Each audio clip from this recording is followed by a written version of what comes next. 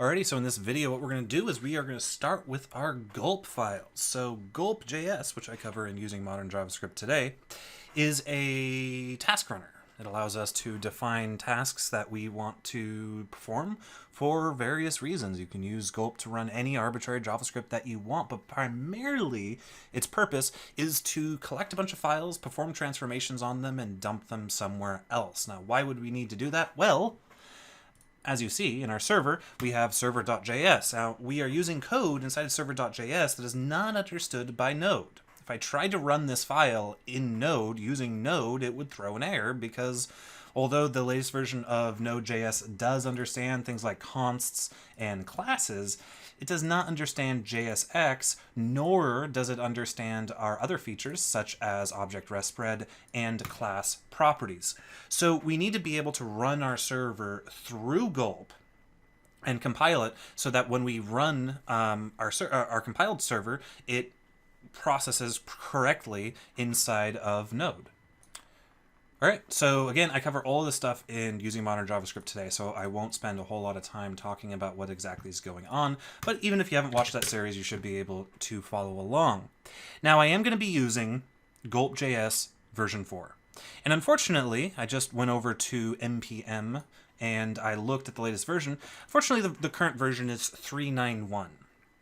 And the thing with that is that means we have to specifically install the Gulp.js 4 package, which is available at the Gulp.js/Gulp repository on GitHub under the branch version 4.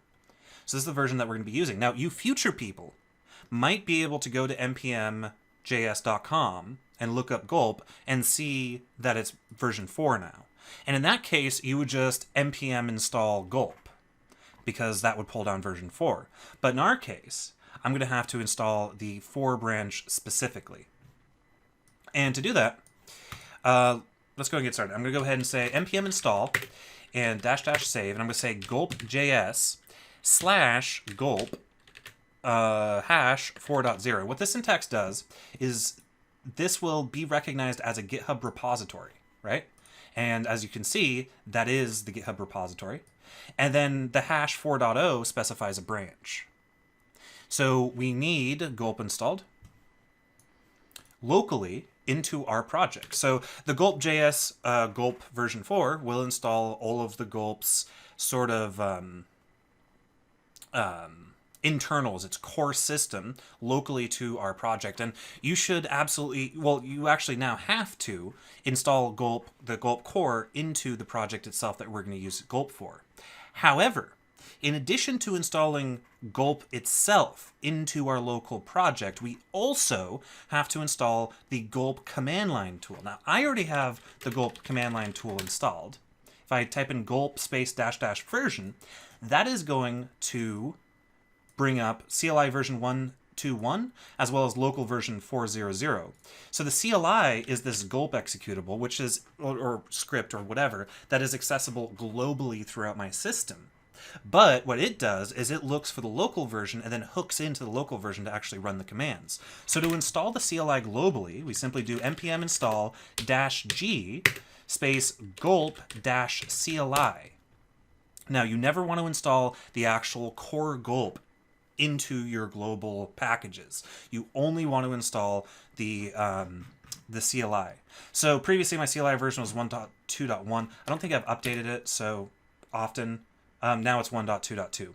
But anyway, once you install the Gulp CLI, you will be able to type in gulp -- version. If you can't, that means the Gulp CLI is not installed or you have a pathing issue with your global script. So make sure that your path is set correctly. Now what we're going to do is I'm going to go ahead and install a couple other Gulp things. I'm going to add, I'm going to do npm install --save, and I'm going to do gulp -babel, which is the Babel plugin for Gulp.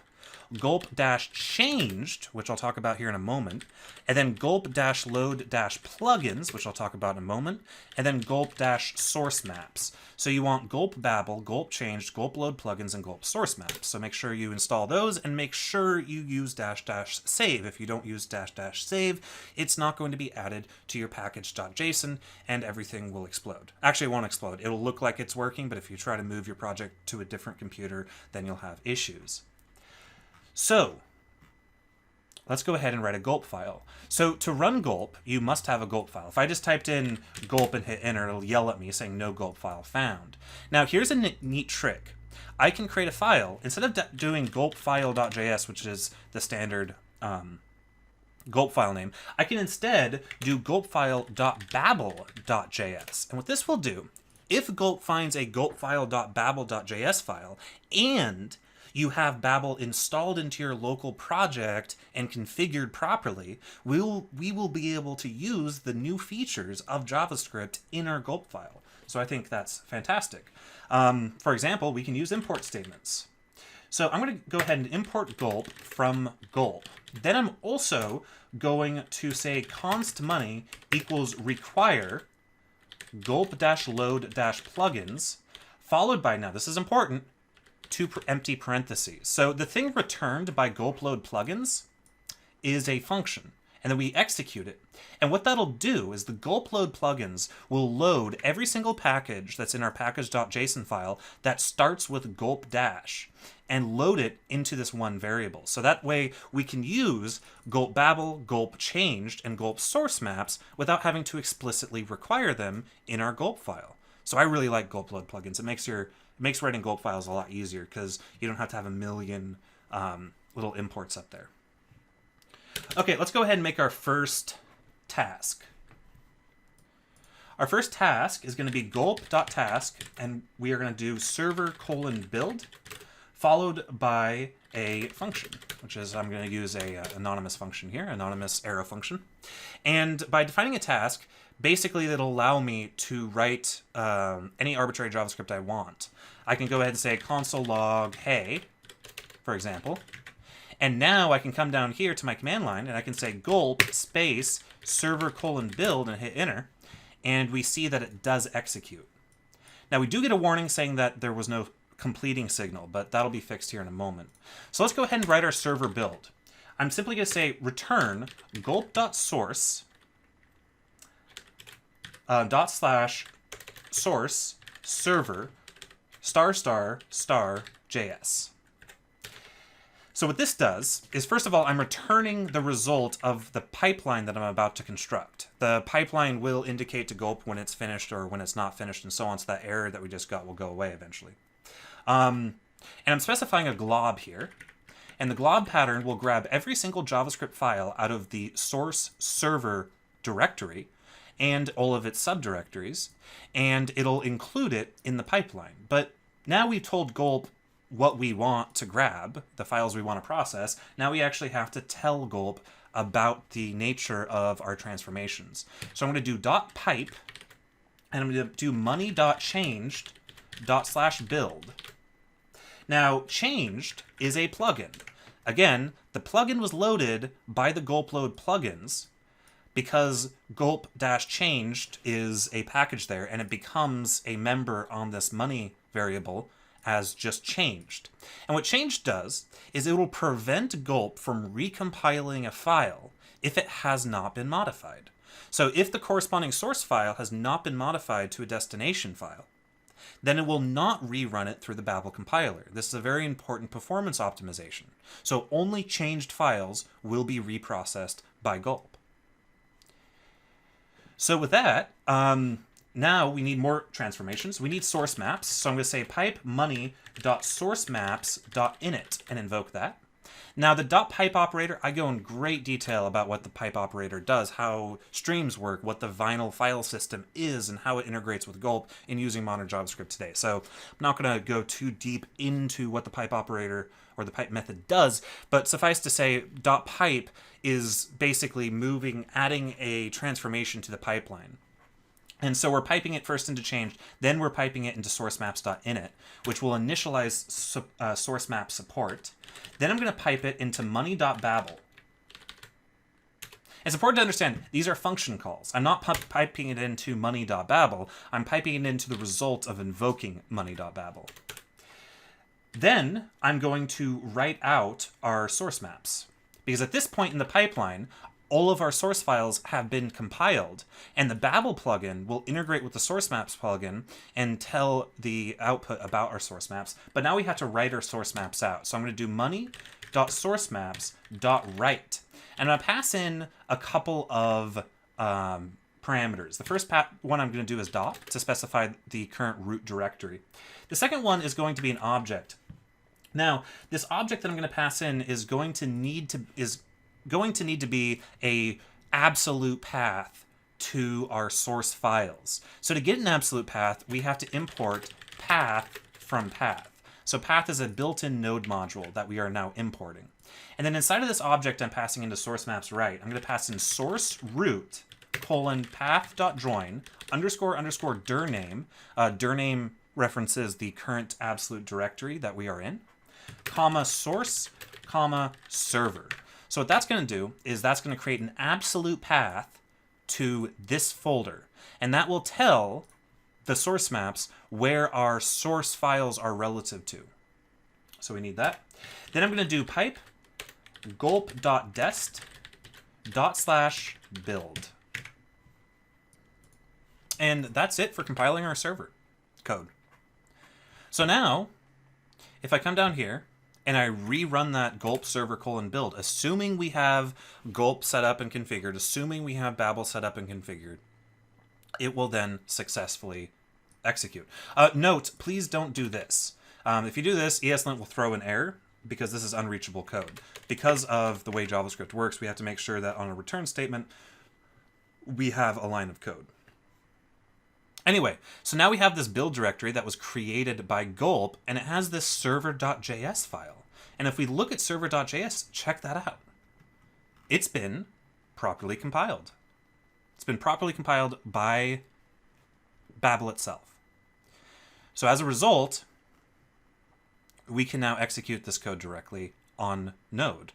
In fact, I can come down here and I can say npm start, which executes the start script on npm, which includes server, and then server includes our build server. We get an error that react.createClass isn't available. That's because we're using JSX right here, but we're not importing React.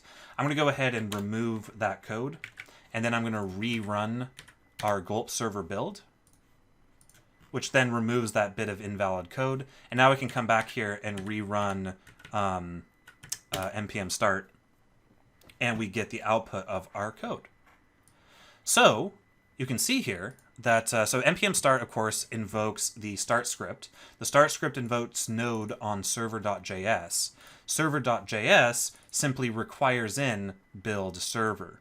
Now, the source maps right here, server.js.map, simply describes how line numbers match up from the compiled code to the source code. And we're going to see here in a moment how we can write, how we can actually integrate source maps in with Node, maybe in the next video. Actually, the first thing I'm going to do actually is create a clean task.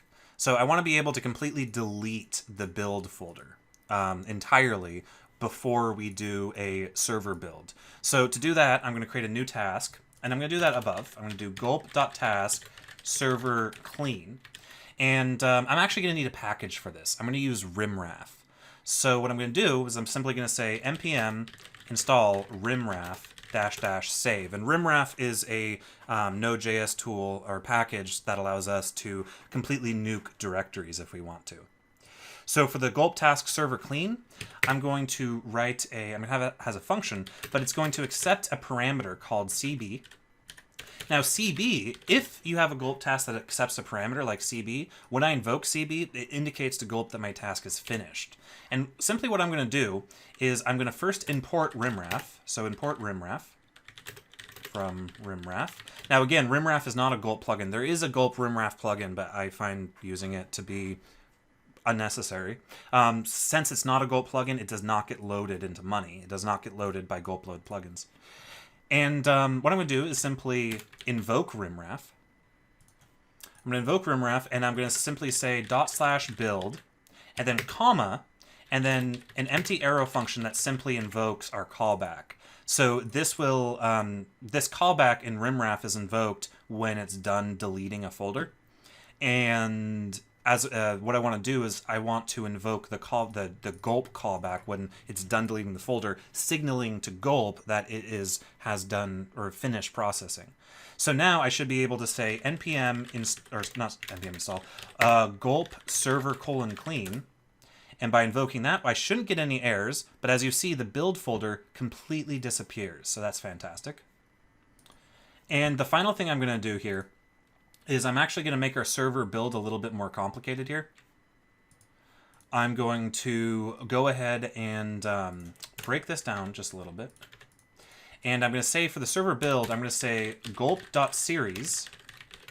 Then inside of the gulp.series, I'm going to move my my function that I made into the Gulp series. And then I'm going to pass in server.clean as the first. So gulp.series is going to be the only thing passed into server build, and it's going to first invoke server clean, and once server clean is done, it'll then invoke the build. So this way, our build folder will always be clean. So now if I do gulp server build, it'll first run our clean, and then it'll run our actual build process, and now we have a folder. So that way, if I delete a file, for example, on my, so like if I come up over here and say server, create a new file, blah, blah, blah.js, then I rerun gulp server build, we now have this file being built. But if I delete it on the server, on the source side, and I rerun gulp server build, you see that it now disappears from my build folder. It's always a good idea to clean out a build directory before a build, unless you're doing incremental builds, which we will see here soon. The last thing I want to do is introduce source map support. So take a look at the Gulp file here. I don't know if I'll be coming back to it. If I come into server and I throw an error somewhere, I say like maybe throw new error blah, or make this more interesting. Function fail, throw new error blah, and then just invoke fail. Now if I come over here and I run gulp server build, and I build that, and then I run node server.js, we get an error, but look at the error, the lines of code where the error failed. It says at fail, at the function fail, but it's telling me where the file number or the line number is on our build, but not our source code. So to fix that, we need to install source map support. And not surprisingly, we do that with a new npm package. So I'm going to say npm install --save and simply called source-map./support. And I'm going to hit enter. And that's going to install the source map support package into our project, but it's not going to be enabled yet. So to enable source map support, I'm going to come down here to our entry. This server.js is the entry point to our application. And I'm going to come up here and I'm going to replace this comment with simply require source-map-support.install. And that's it. By simply requiring in source map support.install, source map support will be enabled in Node. And also note, don't use features that Node.js doesn't understand in Server.js. Server.js is a normal file that will be executed against Node. It won't be transpiled by Babel. This Server.js won't anyway. So now, if I rerun, oops, no, stop that madness. If I rerun Server.js, check this out. Our error is now at source server server.js. And our fail method is now at source server server.js at line 15. So now I can say, okay, well, it's at source server server.js line 15, and that's exactly where that method is. So source map support, if you want to take one more look at it, make sure that you install it. And then if you want to take a look at the Gulp file that we have right here so far, you can take a look at it right there. And that's primarily the things that we've done in this video. So in this video, we have created the ability for us to use Babel to develop our server. The next video, we're going to be talking about watch tasks, and that will allow us to have our server be recompiled on the fly every time we make a change. But with that, we will see you guys in the